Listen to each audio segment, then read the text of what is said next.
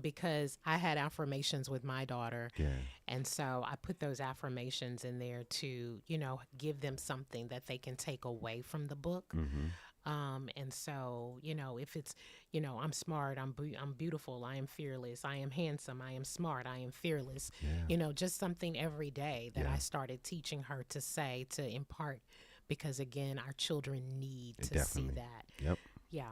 And it builds that confidence Yeah, for for them sure. to go out into the world Mm-hmm. and do the things that we believe that they can do. Because And we know that they can do it. right. And sometimes you don't have that confidence. And I can say it for myself. It took a while for me to turn into the man that I was going to be, because you didn't have that confidence as a youngster. Yeah. You didn't feel as though you was intelligent enough to be able to talk to the right people, to be able to go into the right places. You just didn't feel confident. You're looking down at the floor, you're kicking the ground, because you just don't have that confidence. Right. And it's something you instill in yourself as you get better and you learn more. Right. But I definitely think it's important. It is. And that's as a one of the kid. things when I talk to students and I tell them, it's so funny because I get the reaction, I tell them, when I first started out, people told me I couldn't do news. They told me that I was too dark, and they Right. look at me and they're like, what? Wow. They get upset, and I said, oh yeah, they told me my hair was too short, Wow. or they had all of these negative things to tell me I couldn't do something. Right. And I was like, I never let that stop me from doing what I knew that I could do. And so I tell them that when I, read the story and I share with them, whatever it is that you want to dream. So I give them the mantra. I say, you dream it, you write it, you say it, and you believe it. There you go. So whatever it is. And so I teach them when I go into schools and when I do presentations, like dream whatever it is you want to dream, write it down, then you say it, and then you got to believe it. So. That's real. That is real. I love it because it's all about, that's what it's about, man. Yeah, for real. Like I said, I believe the children are the future, and Yeah. and this the first thing we have to do is build that confidence in the kids.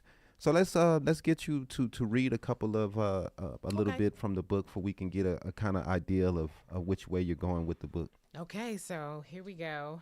I start in the middle normally when I read, because just to give you background, when I read the book with kids, I teach reading comprehension. Okay. I teach vocabulary, so I'll do word searches with them. I'll give them that, and then we do coloring books and coloring activities. But reading comprehension, because we teach them in English that every story has a beginning, a middle, and an end. So I'll start with a middle, and then I'll ask them, what part did we miss? And they'll say the beginning, the end. And I'm like, okay, so how do you think the story ends?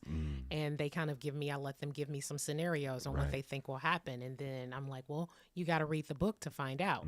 So then that's when I say, you're getting a book today, right? Right. So we kind of add that in there to give them a little, it also keeps them engaged too, so they understand. After school, Christel hopped off the bus and into her father's waiting arms. And as they walked home, she excitedly told him about her day. Daddy, guess what? I want to be a news anchor like the lady on TV. Her father smiled warmingly with a laugh and said, yes, little one, you tell me every day. Well, did you know I work as a custodian in the building where they broadcast the news? Broadcast? She giggled, finding that word amusing. Laughing together, her father then said, I have a special surprise for you today. How about visiting the news station with me? Christel's eyes lit up with excitement, thrilled at the prospect of seeing where her dreams could come true. Mama, Daddy, am I ready? Christel asked while fidgeting. Her mama quickly tidied up her appearance, making sure her hair styled neatly that morning was still in place.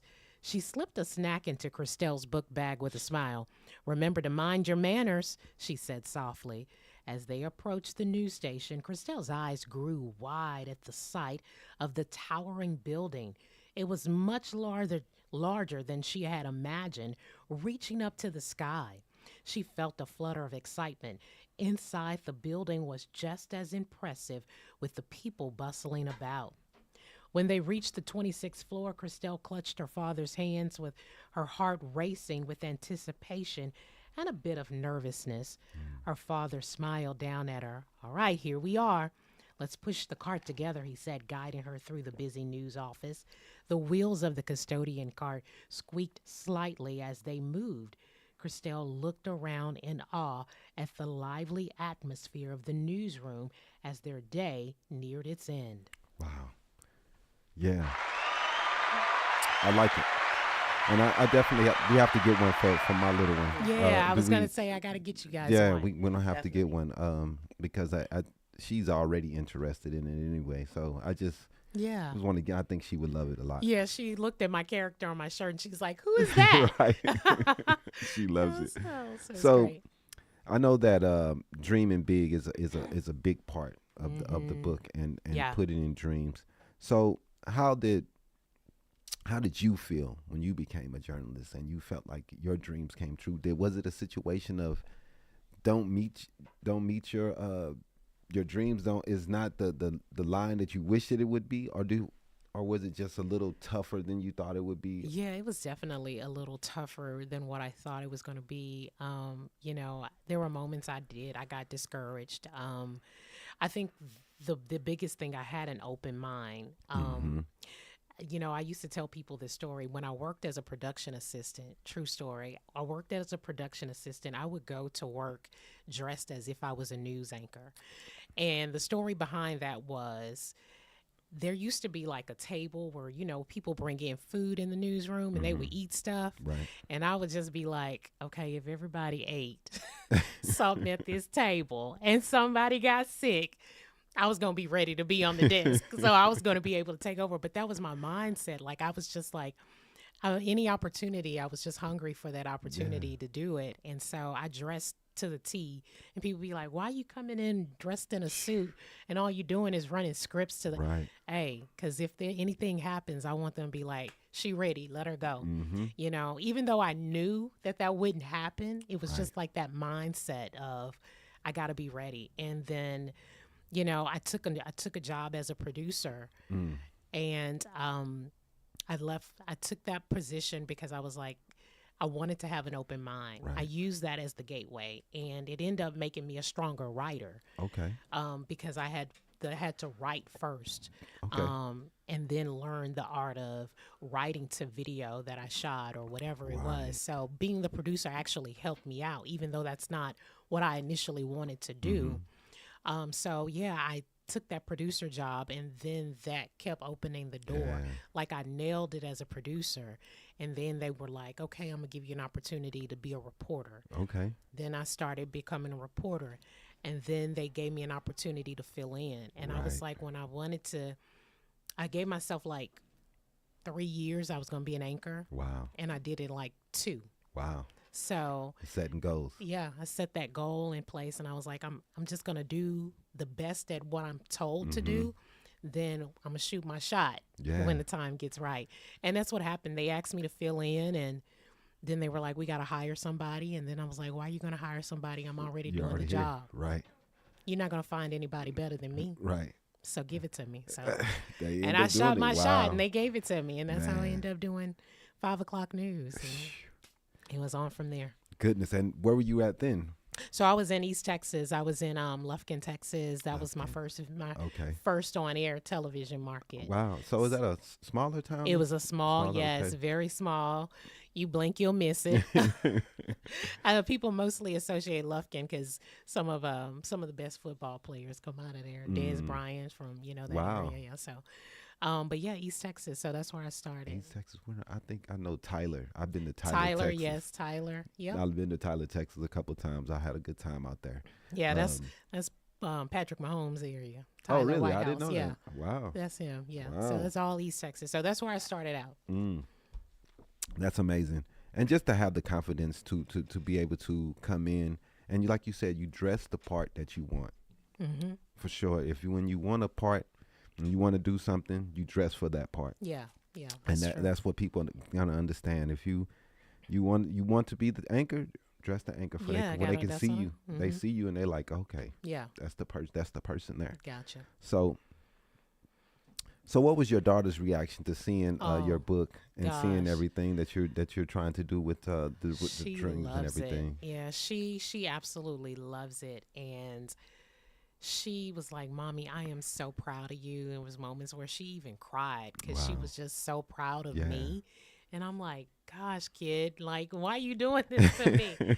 But, you talk about legacy and wanting to leave something for, our children. And this was also part of leaving some type of legacy Mhm. for her, Yeah. to show her, her dream. She says she wants to be a fashion designer. Okay. So, I started connecting her with people who are in fashion Yeah. because I want her to see and understand. Definitely. But she was so excited. She loves the character, she loves the story, she loves reading the book. Mhm.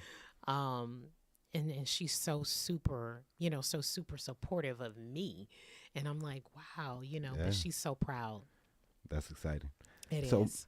what what is your ultimate goal for the book? Where Yeah. do you want to see the book go to from here? Where do you want to see the character go to? What are you dreaming of when you So think of this character? when I saw the character, and shout out to my illustrator Tanisha McGee, TM McGee Publishing out of And she did a Chicago. great job. She did a wonderful job. She came up with this idea and created this character, and I sent her pictures of myself and my daughter, Mhm. and so the goal when I looked at it, and I've heard several people say when they see it is, Pixar, Yeah. Disney. And so I think that's the next thing. I wanted to do something. This book is for all children, Yeah. but I wanted to do something specifically for my boys too. Mhm. So I'm working on the second book Okay. of bringing a character for my sportscasters, Yeah. my boys, so that they can Mhm. have something. We see a lot of these ESPN esports analysts, and so I wanted to Definitely. do something to inspire the boys, right? Mhm. So I'm doing that, and then I'm creating a couple of more books. I want a series of Christel Okay. in the community. Christel covers her big story, Yeah. and then the goal is I want to see this as an animated Yeah. series. I would totally love to see Disney Junior pick this up and sing. And I don't want to talk too much about it because people steal ideas. Right. Right. But I see, yeah, just seeing stuff, Yeah. I mean, like that's that. you got to have lofty goals.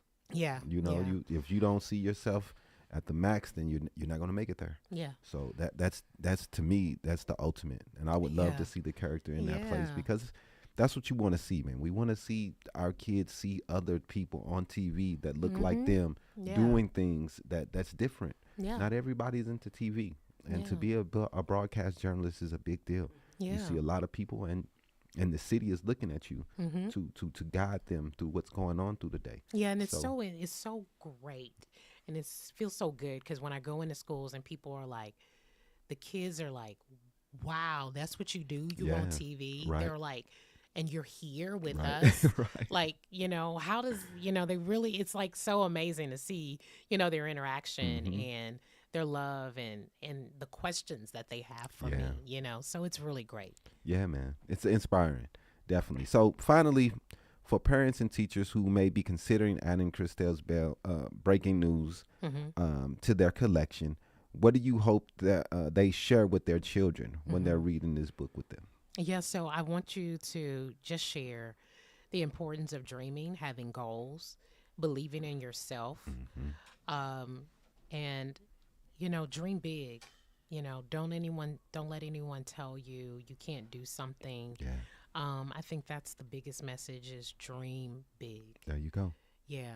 And There you I'm go. not done dreaming. And it's okay that dreams change. Hmm. I had this dream to write a book, and I did it. And Right. one kid, I did that in class, and one kid, and see, you did it, and I said I did. And so, I signed the books when I autographed Dream Big Yeah, there and you be a go. light. There you go. So tell the people how to get the book, Yeah. how to contact you if they want to get with your comprehensive classes with their kids and Yes. anything like that. Talk Yeah. to them. I know you have a website and everything. Yes, I do. So you can go to ChristelBellTV.com,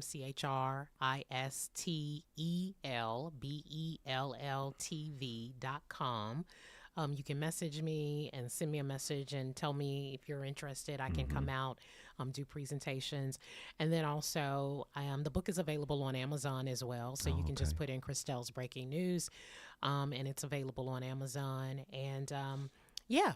And then you can also find me on social as well, Christel Bell TV, on all the platforms, Instagram, Facebook, and Twitter or X.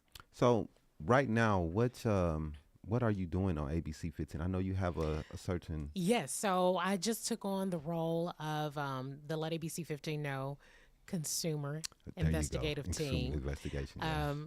My predecessor, Joe Ducey, had done an amazing job in filling that. It was Let Joe Know for 18 years, and he's a stand-up guy, just big shoes to fill. Yeah. He did a lot for the community, and so I'm just trying to carry on what he started. But so, yeah, we do consumer investigative. We handle consumer issues. Okay. And one thing that I'm really, really just trying to do is just educate the public about so many scams.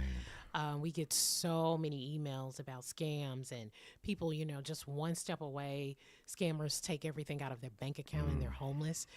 And so, I'm just trying to educate, passwords, anything, any type of scam that's out there, just trying to stay on top of it and educate the community about it.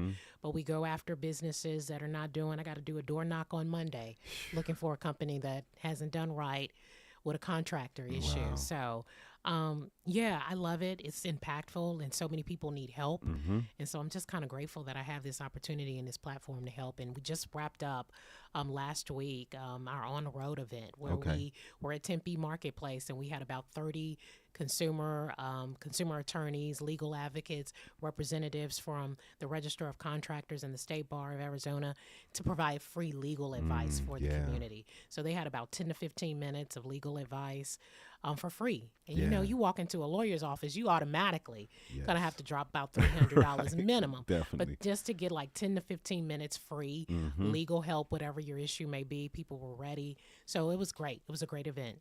Yeah, I mean, I really, really, really appreciate that because it's tough. You know, we've been in a lot of situations where we rented a car or we bought a car from a company and wasn't happy with the outcome. Yeah. And we felt like you didn't have anyone to talk to or anyone to go to help you. Yeah. And it's tough out here. Oh, it is. It is. And, that's the other thing. I hate sometimes that it takes, us having to step in and giving them the nudge to do right. Instead of just doing right by the consumer automatically. But, hey, that's what we're here for. And I love it. I think it's, it's great. We have a team of volunteers that work with us with the Better Business Bureau. And so the team, they actually take on a lot of the cases too, and they work them. And it's an amazing group of volunteers that do this day in and day out. Couldn't do it without them. Man, we really appreciate you, Christel, for coming on, Yeah, talking about your book, breaking news. Please, everyone, if you have a chance, go to her website, order the book, support. She's coming through the city. She's new to the city, but we want to make sure that she get a great experience while she's here. Like I said, 16 years broadcast journalist, so you have to give it up for her and what she's doing. So we appreciate you coming through. We're going to get a quick picture with you. Okay. We'll be back here in about 3 minutes here. We're going to run a quick commercial. We'll be right back with you. All righty.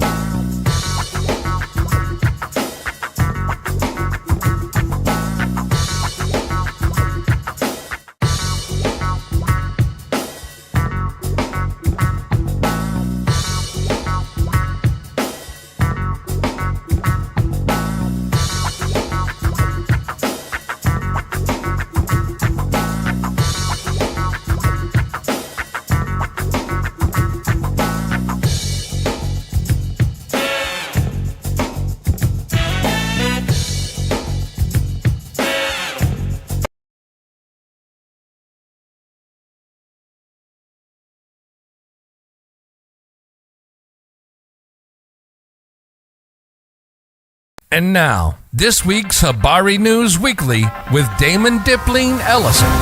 Sponsored by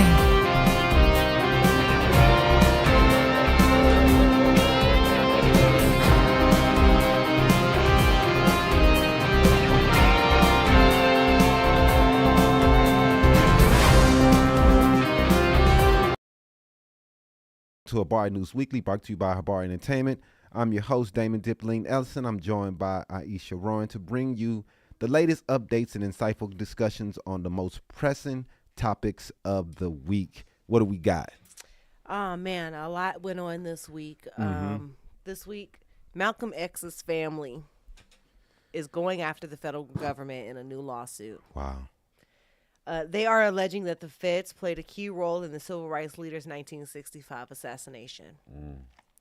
They're also saying that it's the three daughters of Malcolm X. They are the ones that filed the suit on behalf of themselves. Goodness. And they're saying that the CIA, FBI, DOJ, and the NYPD all played a role in covering up his death, right? And the events that led up to it. Well, we also know that the black Muslim family, I know that he was with, those the people that carried it out. That doesn't mean that they were, there wasn't buttons being pressed in the background. But this is crazy to see this come out. A lot of people knew that there was some crazy conspiracy things going on in the background with Malcolm X's death. But this is crazy to see come out, 40 years, more than that, 50 years later? Yeah. Remember, Malcolm X was assassinated in February of 1965. Right. So 50-something, 58, 59 years. Yeah. So it's a long time. A really long time. And, for his daughters to finally have the courage to come out with this lawsuit says a lot. Says that they have always thought that the government has had something to do with their father's death. Yeah, I mean, a lot of people, especially with the deaths of so many back then, with JFK, his brother, and Martin Luther King, and Malcolm X, that there was some government behind these killings, and the government was behind some of these things that happened. It's been a lot of conspiracy theories coming out since then about all of those murders. So I'm not surprised by them coming out trying to get justice. But it's just, man, it just proves that was a crazy, crazy time in America. People always talk about how crazy it is now, but man, you got to think how crazy it was to sit there and watch the leaders get killed and murdered and killed, and the people who were doing so much to change people's lives getting murdered. That's a pretty crazy time. But keep us updated on that. We'd like to find out more and how the case go and how everything comes out. Definitely. Also this week, I know we've covered two previous stories. One about the worker in Tempe at Wells Fargo. Okay. And then we previously covered the story from Walmart, the associate at Walmart in Canada, right? It's just not a good look for corporate office right now. Right. Mike Oliver was just 3 days into a 10-day contract. And he died. Wow. Working for APS. Those of you that do not know, APS is our electrical company in Arizona. One of them. The other one is SRP. SRP. But this guy was 3 days into a 10-day contract. The Maricopa County medical examiner said that 50-year-old Mike Oliver's death was accidental, the result of blunt force trauma. What? I don't know how blunt force trauma is ruled accidental. Well, he could have fell or something. Yeah, he could have. But, the Arizona Division of Occupational Safety and Health, or ODOSH, ADOSH, they have also confirmed with ABC 15 that they are also investigating to ensure that there were no workplace safety violations committed upon his death.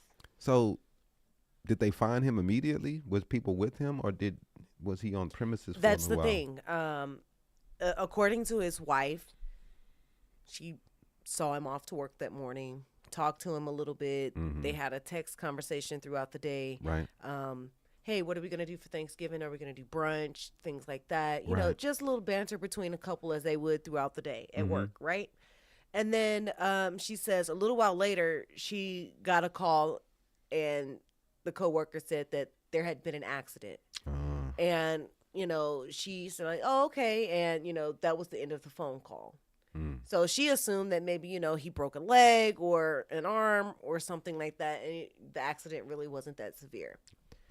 Until she got a second phone call while she was picking up one of her grandchildren from school. Right. And that was the call that told her that he passed away. Man, yeah, it had to be. So there's very little answers right now. Yeah. So That's tough, man. You know, hopefully, you know, the family gets some compensation for what hopefully they happened get to the them answers on they're work. looking for as to Yeah. what happened. It's not been a good look for corporate companies this year. So many people passing away. But hey, we will keep you guys updated on this story and anything that comes up on this. We would like to find out more. Exactly. ADOSH does say that their investigation could take up to 6 months. Goodness. So we will be making sure that we're keeping track of Yeah, this. we'll follow up with this. Yeah. It's pretty sad. It is. And this next story is basically tying in with a lot what's going on this week about what our big story is for the week, right? The World Health Organization noted that there has been a spike in measles cases across the globe since 2023. They said that millions of children are not properly vaccinated. The World Health Organization said that 10.3 million people were infected with measles in 2023. That's a 20% increase from 2022. The organization also stated that 22 million children missed their first dose of the measles vaccine in 2023. 22 million. 22 million. And as of last week, there have been 277 cases reported in the U.S. this year alone. 22 million. I mean, like I said, man, we know people who are against the vaccines. We know a lot of people. So, you don't want to disrespect them and what they believe. But, it's tough, man. It's a tough situation because we don't have cures for these diseases. And I think that some people think that a vaccination is a cure. But it's not. It's not a cure. These diseases can come back easily. The vaccine is just it helps you to be able to fight off the disease unless you do get it. It gives you the immunity to be able to fight it off and it not becoming a bigger deal and you getting sick as people used to get sick with these diseases. So, man, it's tough, man. In the internet age, we talk about it all the time. A lot of people, you find what you want to look for. If you want to find that people, you want to find anti-vax people, that's what you can find. You want to find people that's with it, that's what you'll find. And that's what's tough about nowadays.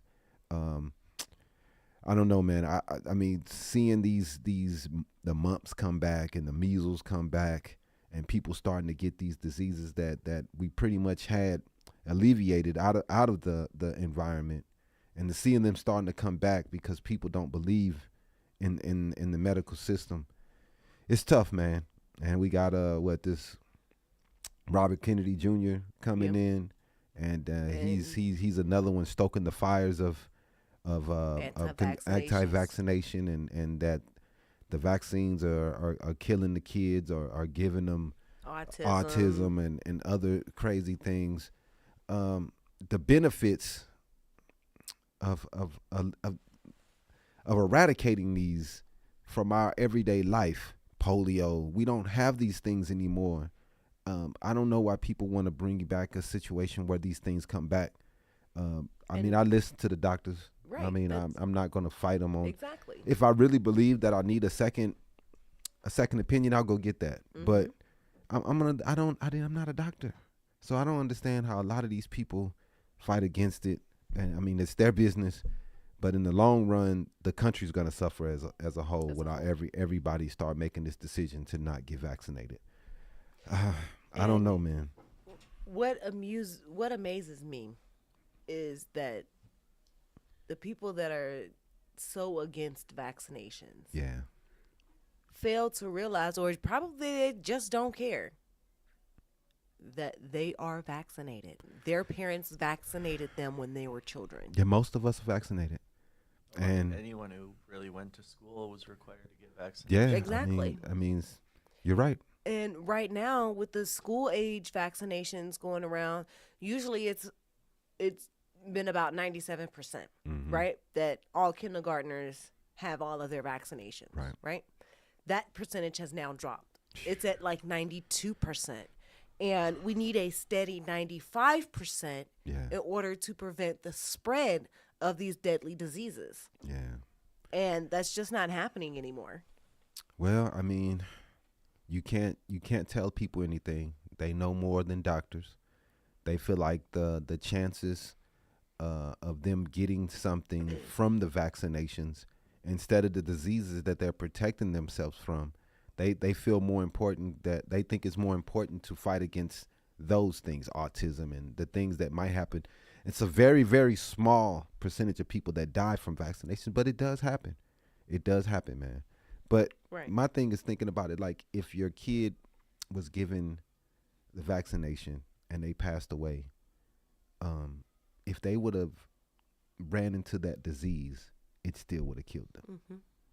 So if you wouldn't have got that vaccination and you didn't get it, but later on they still got the measles, the mumps, it still would have killed them, because obviously their immune system couldn't handle it and be able to fight it off, even if we gave you the vaccination, because the vaccination is usually the disease.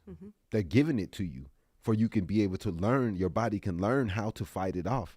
So if it ever happens again, you can fight it off and it's not a big deal. Right. But if you couldn't fight it off from the vaccination, chances are if you was to run into that disease that kid ran into that disease throughout their life, they probably would have passed away anyway. Exactly. And I don't know if you remember, it was a movie of probably about 10, 20 years ago now, Osmosis Jones. Yes, definitely. That movie teaches you exactly what happens inside the body when a foreign substance enters the body, and how the body's going to fight it off, and what the body has to do to fight it off. Definitely. That was the good movie for everybody to understand what happens when you get a vaccination. Well, a lot of people believe that the body will fight it off naturally, and that we don't have to. Long as you eat well, you will never have to have these diseases. But the problem is that, throughout history, we always had different diseases that has crippled America, crippled the world. You think about the Black Plague back in the day, the Spanish flu when that happened, polio when that came out. We had a president that had polio, was Woodrow Wilson, where he couldn't even walk because polio put him in the wheelchair. I mean, it was bad, man. So, I mean, you got to read books, read history, man, and see that we're taking a gamble regardless. These diseases keep mutating and they keep changing. The world keeps getting larger and larger, and we're not doing anything better to make the environment better. So people are still getting sick, and we have to have ways to fight these diseases off. Franklin D. Roosevelt. It was Roosevelt? It was Roosevelt. Okay, my bad. They I messed that said up. John F. Kennedy also lived with several medical conditions while he was in the White House. Yeah, man. I mean, we're just now getting to a point, man, where people are living longer lives.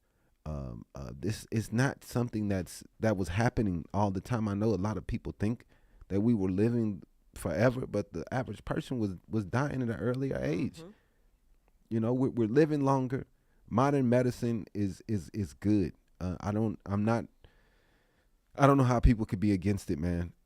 How much we have moved the nation of the world forward because of think about the places that don't have the medicine, Right. and they're still dying from diseases that is easily curable, and we're watching them die from things that other places are able to cure.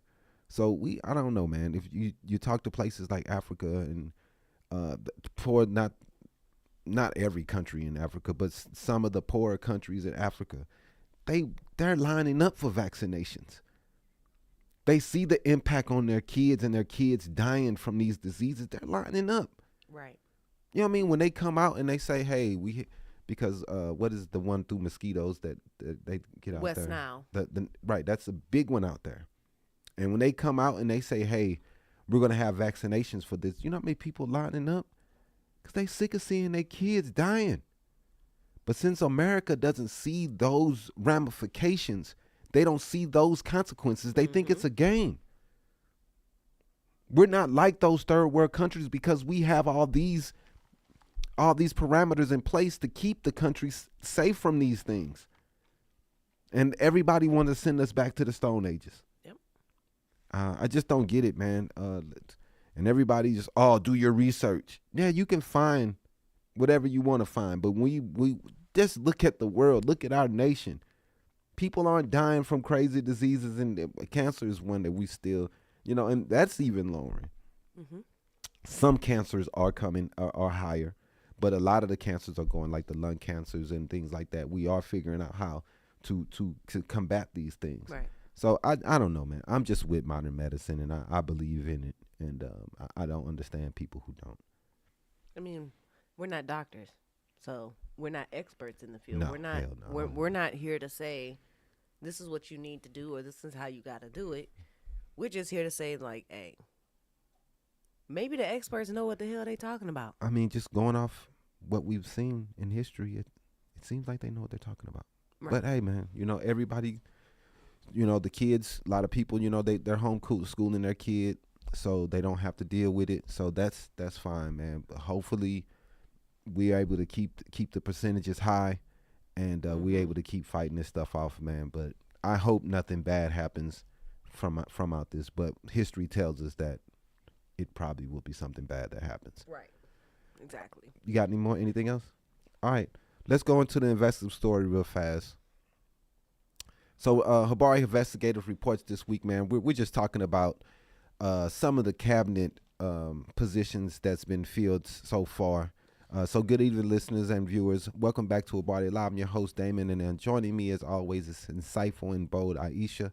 Tonight we're diving into the pivotal topic of President Trump's latest cabinet nomination and their potential impact on the nation's health, governance, and the balance of power in Washington. This new era of Trump's presidency is already marked by shocking headlines and contentious decisions. Aisha, these cabinet picks are causing waves across the political and public health landscape. What's your initial intake on this craziness? Man, Damon, let me tell you, this is definitely alarming. Each one of Trump's recent nominations, from RFJK Jr. for Health and Human Services to Matt Gaetz as Attorney General. What the hell? This is a clear statement. These choices challenge traditional norms that have raised serious concerns about public health, democracy, and even international relations. The most concerning for many is Kennedy's stance on vaccines, which we were just talking about. Right. So if Kennedy acts on his skepticism, millions of lives could be affected, especially if the country faces another pandemic. Man, exactly. Kennedy's controversial views on vaccines are already sparking debates in the medical community. His history of questioning vaccine safety is in direct conflict with decades of scientific consensus. Imagine if policies were influenced by his ideas. Vaccine rates could drop, which would lead to a public health crisis in the making. Yet it's not just Kennedy. Gaetz as Attorney General and Gabbard for Director of National Intelligence. Also come with their own sets of issues. What do you think this lineup says about Trump's strategy? He's just trolling us, man. You're right. He is just trolling. And it seems like he's not just assembling a team to lead, but a strong anti-establishment message. It's as if he's grinding an axe against agencies he believes wronged him during his first term. My goodness. I mean, Damon, this move is, to put Kennedy, Gates, and others in powerful positions. It just feels like that, it's not about his policies, but about control, influence, and dismantling parts of the federal bureaucracy. And that raises the questions of checks and balances. Congress has a role to play, but will they step up? There are already doubts about whether some of these picks will be confirmed. I think they will be confirmed. The stakes are incredibly high, and for Congress, this may be an existential moment. If they fold under pressure, are we looking at a future where Congress is simply a rubber stamp? Under Trump, yes. They're going to be a rubber. They're not going to argue with him and fight with him. You know how they do against Democrats and everything they do. They're going to rubber stamp whoever he puts in there, and we're going to have a clown show. I agree. And this extends both beyond health policy. Kennedy's influence, for example, won't just be limited to vaccine discourse. He could shape the regulations on treatments, drug approvals, and even school health standards. Oh, my God. So if we consider that Trump has won the popular vote for the first time in decades, he may feel emboldened to push boundaries in ways that we haven't seen before. Yeah, man. The Republicans have not run the public of the popular vote. They didn't even win it with Hillary. I think it was they haven't won in like the last I think it was 16 George years. Bush's second term. He won it, I think, but the first time I know he didn't, because Gore won it. It does seem like it's a turn for the country, man. Seeing so many people going Republican this time, man. But I really, really, really, really, really, really think that it was just because it's a woman, man. We can't take a woman in office right now. It's sad, but America is we're trapped in the 19th, 18th century, and we don't feel like a woman can lead as the top leader. We'll put a woman in governor, mayor, senator, Congress, but we don't want anything higher than that. It's been proven. The two women that ran against Trump were way more qualified than him. They were better people than him, and they weren't crooks, and they didn't talk down on everyone. Yep. And they lost handedly. So I need to cut to commercial. okay, you all right?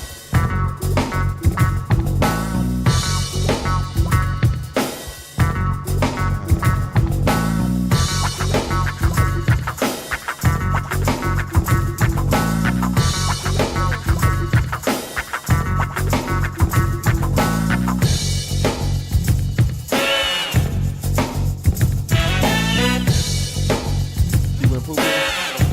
Why? Why didn't you tell us earlier?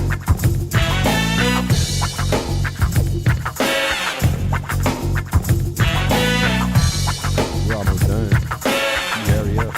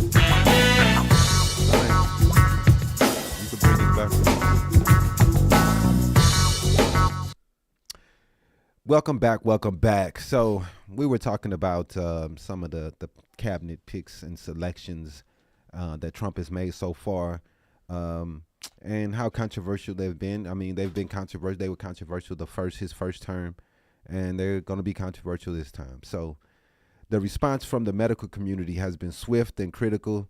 Seeing Kennedy at Mar-a-Lago post announcement sent a shiver through many health experts. They're already very nervous. They know it's about to be a mess and a fight.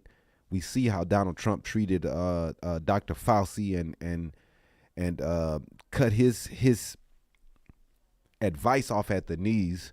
Didn't really want to listen to him because online people were going with the trend of saying he's a crook, and he's trying to do has been in office for 30, 40 years, but now he's a crook because, he's under Donald Trump. So many health experts saying that it's a significant red flag when experts worry that a single cabinet appointment could potentially steer public health in a dangerous direction. So people are very worried about what Kennedy is going to do. And, seeing Matt Gaetz come in there, and the guy, I think he has criminal investigations going against him, all type cases. And it's on you. You're right. It's not just Kennedy. Gaetz's nomination for Attorney General and Gabbert's for Director of National Intelligence. They introduce other issues. Gaetz's background and past investigations are major points of concern, while Gabbert's stance on U.S. biolabs in Ukraine has steered its own controversy. Mm-hmm. Damon, this could also reshape America's stance on both domestic and foreign policy in an unpredictable way. Absolutely. And this brings us back to the critical question for our audience. What does this mean for our democracy and for the everyday American? We're looking at an administration that's poised to push the boundaries of power and challenge norms. The American people need to stay informed, vigilant, and engaged. This is going to be a crazy, crazy 4 years, man. We know that we got to make sure that we are fighting and keeping the people that have been voted in, keep making sure that they're going the right direction. That they're making sure that when they're doing crazy stuff that we're speaking up. Mm-hmm. We are the defense now. We had Biden in for 4 years, and it was a pretty relaxed years. Everybody complaining about how sleepy he is and how slow he is and inflation. But he did a good job, man. We didn't have to hear about him. We didn't have to hear about his mess every day, him tweeting crazy stuff. He did not talk bad about anyone. He was out of the public eye most of the time, man, and he wasn't golfing every day. And I've said it once, and I'll say it again. Donald Trump printed, I think, $8 trillion while he was in office of new money. I don't think we can really blame Biden for any inflation. If anything, we can thank him for the inflation rates going up since Trump has been in office. He spent more money than Obama spent in 8 years and 4 years. The bro, when he went in there and messed everything up, and everybody giving him a hand, trying to tell him how great he did, when the dude, he spent more money. And there's been reports that have also come out that's saying that with Trump's upcoming second term, that the tariffs and tax cuts that he planned to do, this is going to hurt the economy even more. Inflation's going to rise, and prices are not going to go down the way people are hoping and praying that they do. I mean, but I'm not going to be surprised. No, we're never going to be surprised because Republicans never lower prices. That's not what they're in there for. They always go in and give their buddies tax cuts. The rich gets tax cuts. The middle class, our taxes go up. Our deductions go up. So, a lot of people, they've talked about Biden and said Biden has done this, done that. But Trump ran up national debt twice as much as Biden. Twice as much. Trump ran up $4.8 trillion. Biden, $2.2 trillion.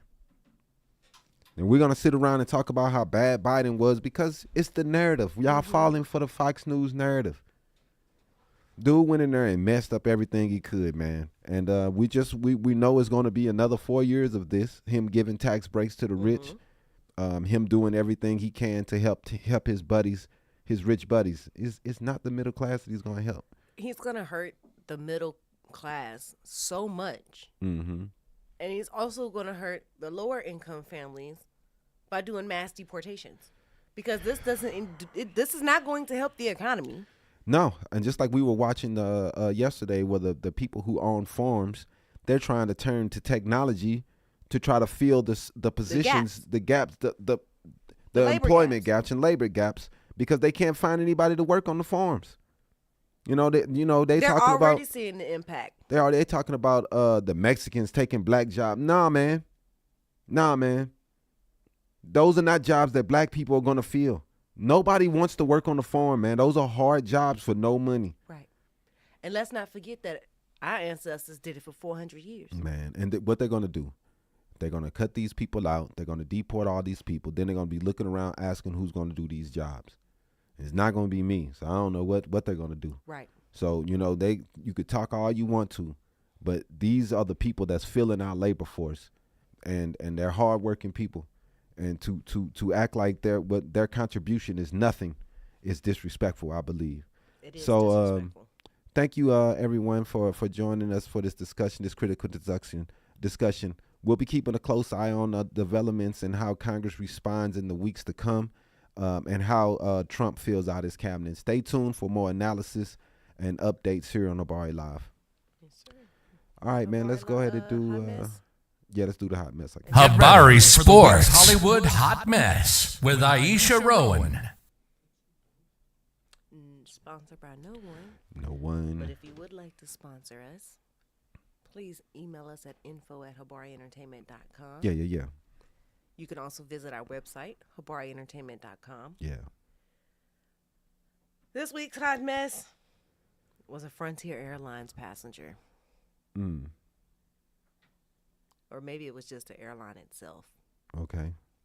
So, a passenger from Frontier Airlines is claiming that he was left with severe burns and disfiguring scars on his penile area. What? After a scalding hot cup of water was spilled in his lap. Oh, goodness. Here we go with the spillings. He detailed all of it in a lawsuit. The man, whose name is Sean Miller, says that he was flying home from Pennsylvania to South Carolina back in September when the hot water brought to him for a cup of tea ended up spilling into his crotch region. Miller claims that the water was given to him in a highly negligent fashion. Oh, goodness. Noting that the cup was filled to the brim with piping hot water. Sir, you asked for hot water in the middle of flight. Well, you can't say that. You got the lady from McDonald's. She asked for a hot coffee, but it was too hot, and it burned her, and she won all that money. So it's a certain temperature that's too hot for hot water. Man, it's a crazy world we live in, bro. But that's scars and how did you get disfigured? Well, did it shrivel up? Man, what are you talking about? if it burns you, that's a disfigurement. You know what I mean? A burning is scarred. It's gonna leave a mark. That water had to go through whatever clothes he was wearing. Man, I don't know, man. I don't want to be thinking about this dude area, but it's another thing I'm saying is if it got burnt, it got burnt, and it's gonna leave a scar. I've never had that happen to me, so I don't know. I figure it's gonna be a tough week for him. That's all, but because that would suck. But anyway, to sue the airline and say it was their fault that it was spilled on them? They could have hit some turbulence and the water could have got spilled. We don't know. We don't. Right? Exactly. We don't know. Maybe the lady tripped over him and fell it in his lap. Who knows? I mean, for the guy's credit, like, should you be getting served water that's like a danger to you that could injure you? Because like it fell on his lap, but like, can't, like, what's even, like, if it's that hot, you can't drink it if it's like gonna scald your skin. Right, You know? that's true. Exactly. It's gonna scald your tongue when you go to drink it anyway. So Like, why are you serving it at that hot? I mean, like, it's dumb, but also, like, if you can, like, burn yourself from, like, if it's actually to an extent dangerous, like, I get it. Like, I don't think that an airline is gonna serve boiling water. To I mean, anyone. dude, I don't know, man. Maybe they need to check the temperature before they give it to him. I don't know. There could have been something wrong with sensors. It could have needed to be recalibrated. Because I know, from my experience working in, Dunkin' Donuts and things like that, we always had to recalibrate the machines to ensure that they were at right temperatures. Oh my goodness, that's a lot of assumptions. But look, only thing I know is dude. I wouldn't have asked for no dude pipe of got hot burnt. water. Burnt in his privates. At least it wasn't a STD. It could have been worse. I think any woman's gonna believe that. Right, exactly. Oh, I got burned with some hot water by the airline. When you burning, they gonna be like you. He only did that so he could get on the news and show the story to any women. Yeah, that sucks, See? man. See, I told you. Yeah. Right. That sucks. Well, I mean, I've seen people sue for less things. So, all right, let's go to sports. Habari Sports.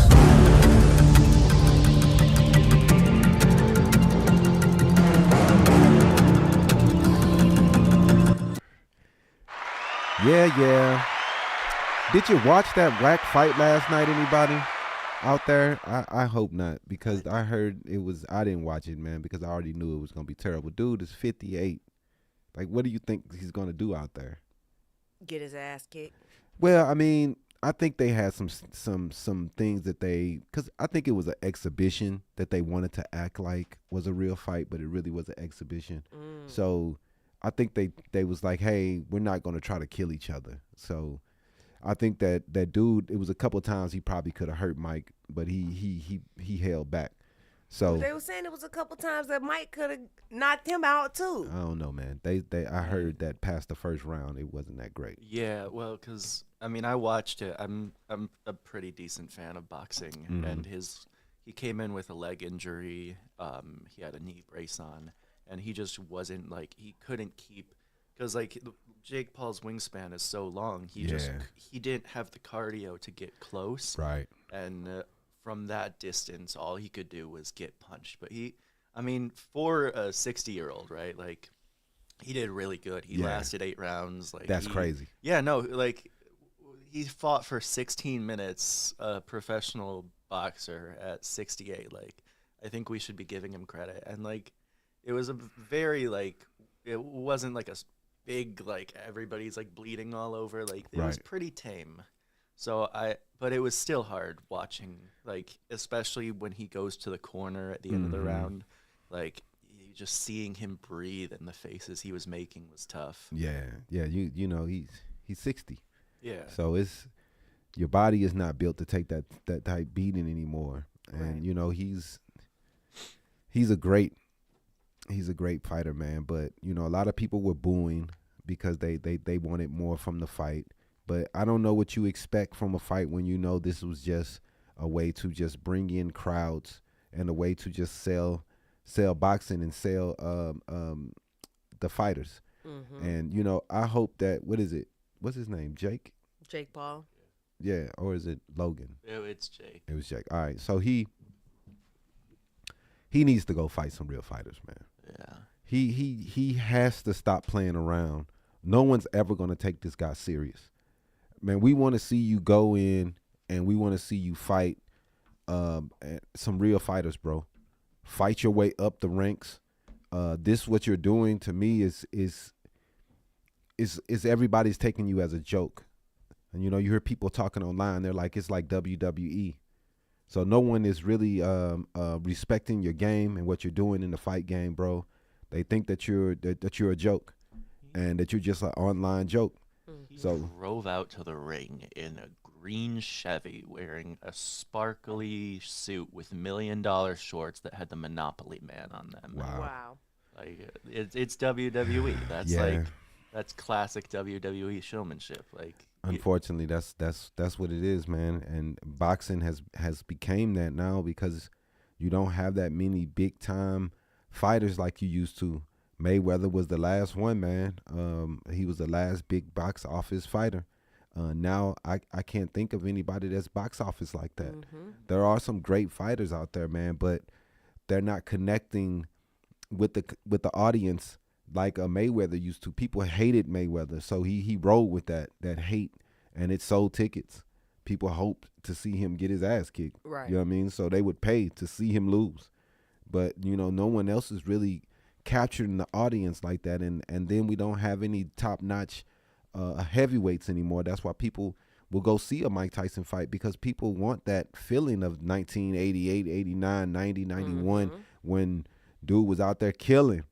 I remember a little bitty kid, man. It was a big deal. Friday night Mike Tyson fight. Right. They used to be a big deal. That's a big deal, They used man. to, And shit, you get all the soda and Yep. all your chips You go over, everybody gather at one gather particular around, place. and he would knock them out in 9 seconds, and we would sit around and laugh. watch the highlights all the rest of For the the night. rest of the night. And where he just punch dude out fast as I don't know what. But yeah, man, we miss those days, and we don't get that anymore. MMA is it just doesn't bring the same feeling as boxing does for some reason. I don't know what it is. MMA is nice, it's dope, but it just doesn't bring the world and the audience like boxing, a big boxing match does. So I mean, we all miss those days. But getting into some more into sports, man, we're gonna talk about, let's see here, the Suns, and we'll talk about the Cardinals. They are off this week, but the Suns lost big last night to OKC, man. They got their ass handed to them, man. Last time I looked in the fourth quarter, they was losing like 99-67, 20-point lead. I don't even remember what the last score ended up being, but I know it was bad to really good. So we're gonna break down the latest headlines and game insights, and look at what happened throughout the week. Go ahead. Yeah, I mean, you're right. We got a lot to unpack today, starting with the Phoenix Suns' recent performance. Despite being without Kevin Durant and Bradley Beal, the Suns had a few standout moments in their 127-104 loss on Wednesday. I don't know. You get your ass kicked by 30 points, 20 points. Isn't that what is standout? They talking about Ty Washington and Jalen Bridges. They showcased their potential even with limited minutes. Washington logged 8 points and a rebound and assist in 16 minutes. Though playing just 6 minutes, Bridges contributed by staying active on the court.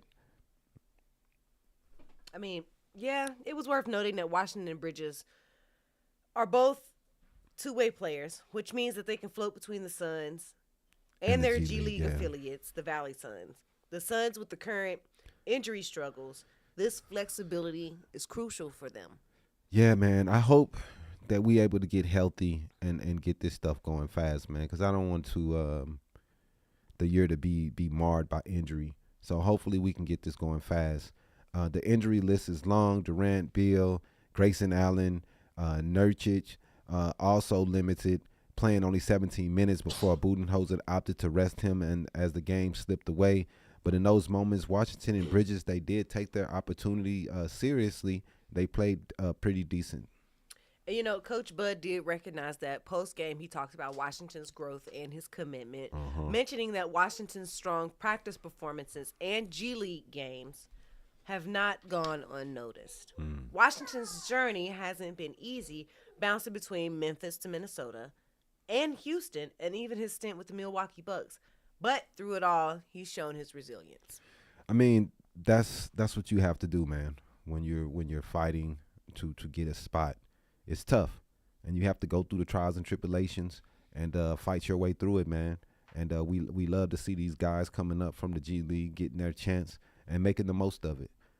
So, a lot of other people, we're not going to name names, Bronny James, who doesn't want to go to the G League and do what he needs to do. The bro doesn't want to play on the road. He only want to play home games. Like weird stuff that's going on. Like, bro, You gotta go out there and you gotta make something happen, man. You can't just sit under your pops, man, and be sitting there. Look what Scottie Pippen Jr. did. He struggled. He finally got his start. Now, dude is starting. He started for Memphis last night. Mm-hmm. Scottie Pippen Jr. doing his thing, man. He was cut by the Lakers. He wasn't drafted. He kept working. And that's why I don't like this thing with handing Bronny stuff and just handing him contracts and handing him this. He don't have to go on the road. Doing all this stuff for him is not going to help this man go through the obstacles that he needs to go through to make himself into the player that he wants to be. You got to grind, man. You got to lose. You got to feel like just your opportunities are slipping away. You can't feel like, oh, I'm good. I already got a 4-year contract. That's not going to make you work harder. So I that's why I think they're doing the disservice to that man, Bronny, by doing what they're doing to him, babying him. Maybe he is good, but this babying is not going to help us see it. Make that man go out make him travel with the team. Make him struggle with the other players. I know people don't want to hear it, man, but I straight up don't think it's right that what they doing a disservice to that man. It's not helping him get better.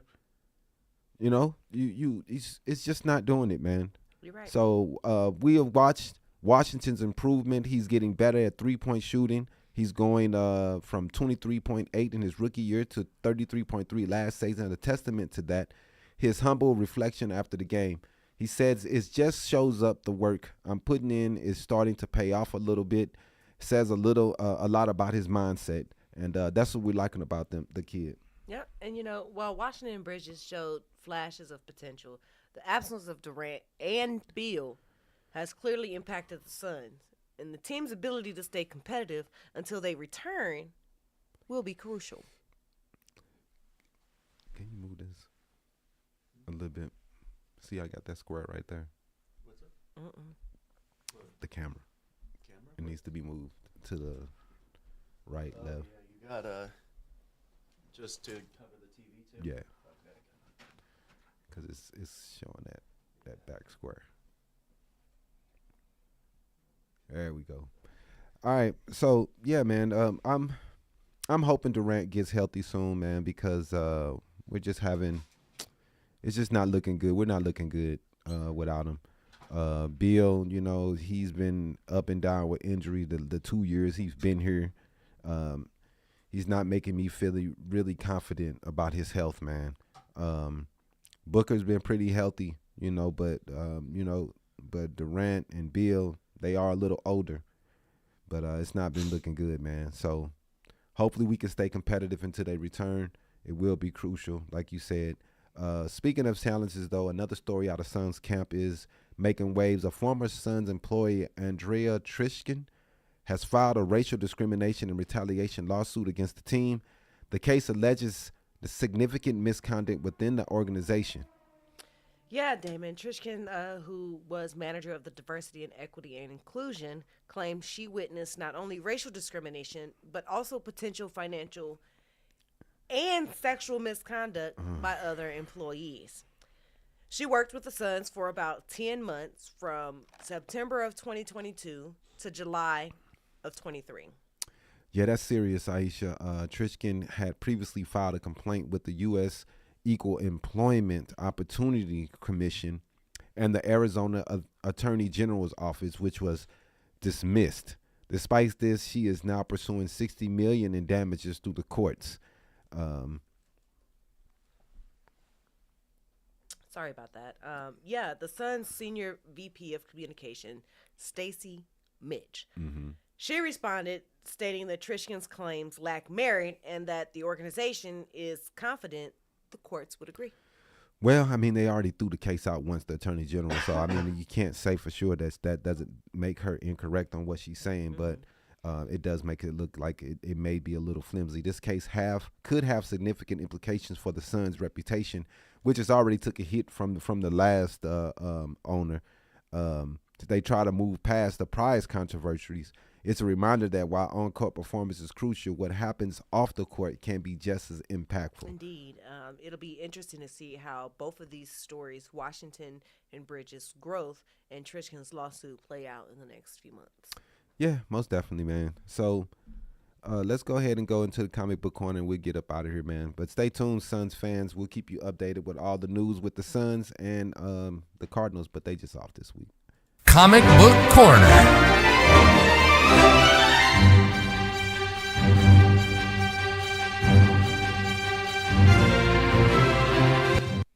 All right, man.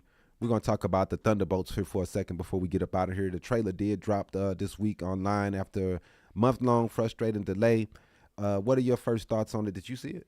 Yeah, I did see it, and I'm pumped. The trailer is everything that we wanted and more. Yeah. Especially after watching the grainy, low-quality leaked version from SDCC that circulated for weeks.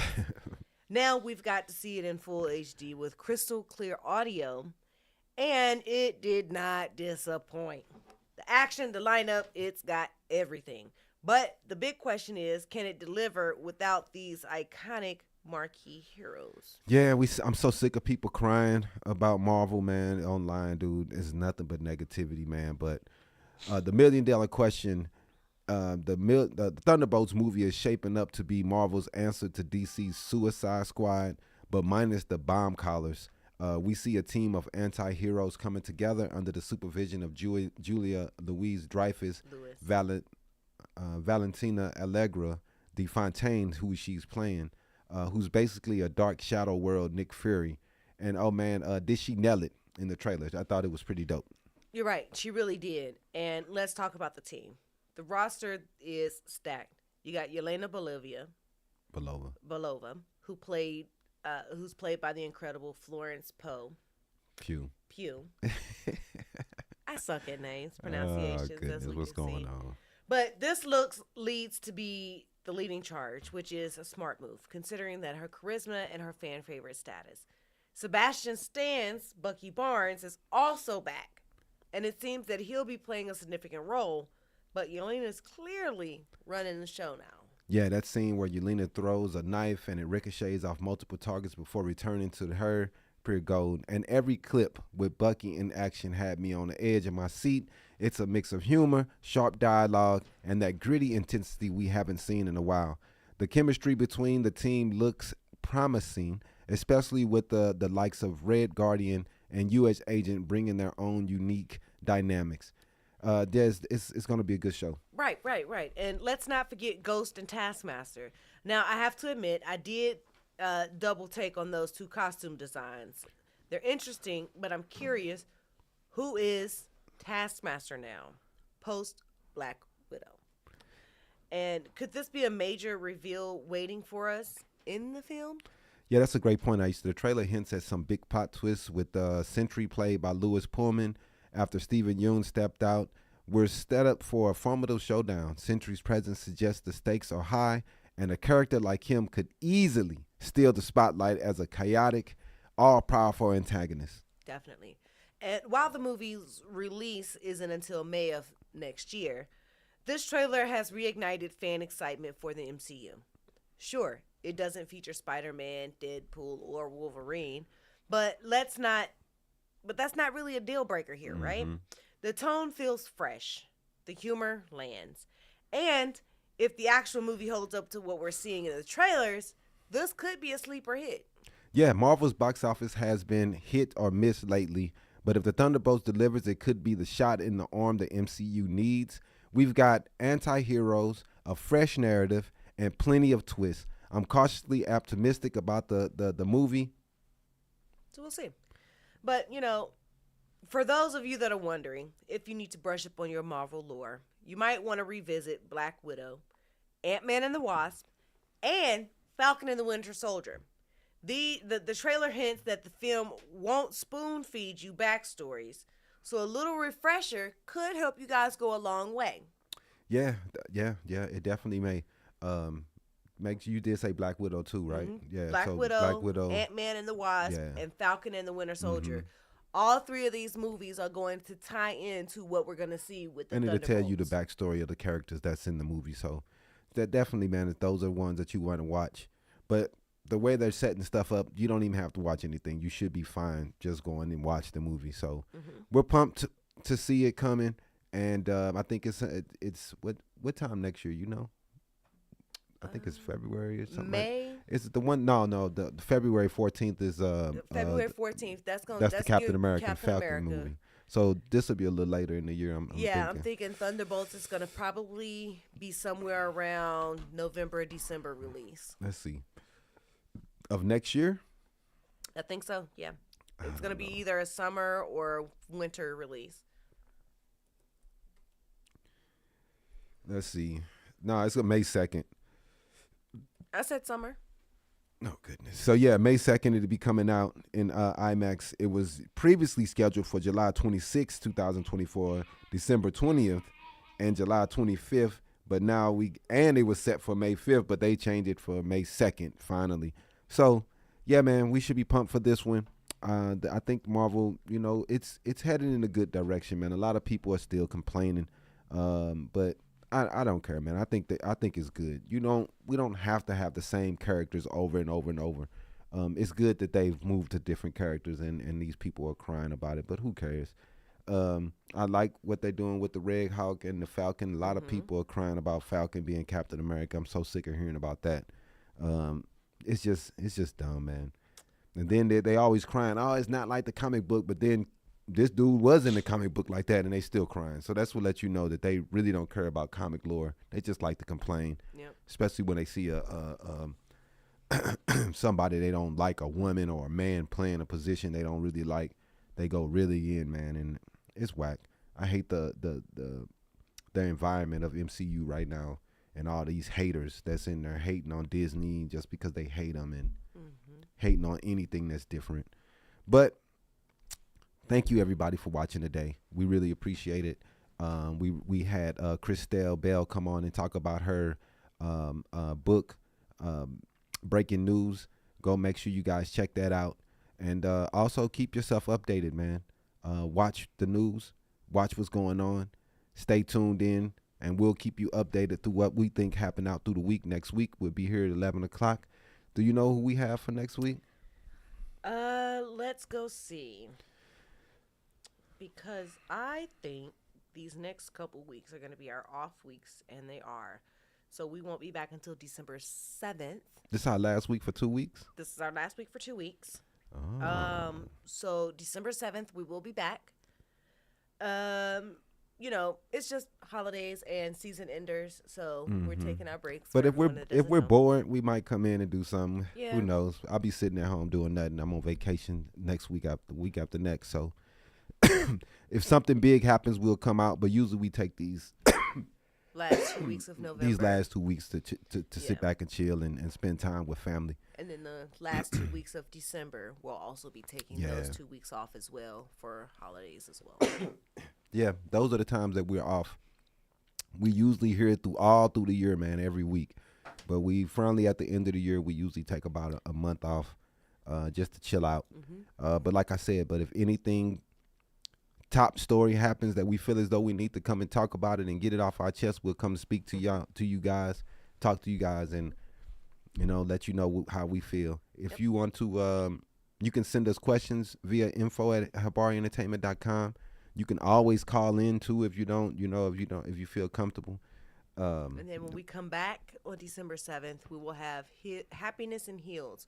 They are a life coaching agency, so we'll have the owner of Happiness and Heals. All right. High heels. High heels. All right, so that that won't be for the boy, but yeah, man, we'll check you guys out. We thank everybody on TikTok for joining in and talking to us. We appreciate it. We appreciate what we got: King Lavelle, Cindy Pierre. We got Jay, Tim Austin. A lot of people. I don't know who that is, but Elsa. We really appreciate you guys joining in and watching for a few minutes, and we really, really, really appreciate your time. Until next week, though. Peace. Peace out.